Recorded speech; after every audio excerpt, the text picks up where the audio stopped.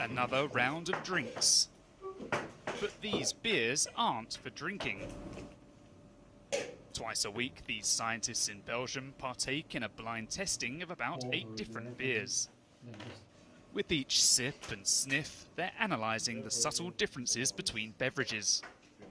It's a pretty technical tasting. The idea is not to get drunk, to really figure out which chemicals are in there, how the taste is, and really compare it. And it's actually quite difficult to do a scientific, almost mathematical tasting. They're working to characterise some 250 Belgian beers and build a scientific map of beer to help drinkers select their next tipple.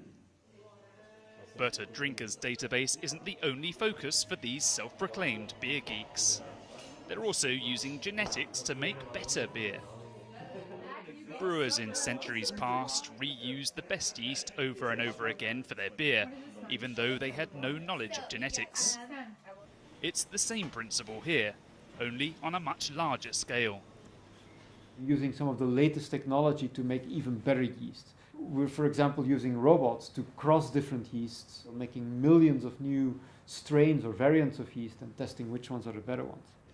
Well-known brewers are already working with the team here to tweak the formula for their beers to, say, eliminate a particular aroma or aftertaste. They currently have around 30,000 new strains of yeast, some of which are genetically modified. While GM beer isn't a popular idea, these particular yeast strains could have other benefits. Biofuel industry or in the pharmaceutical industry, genetic modification is a great way to make yeast produce certain chemicals, certain medicine.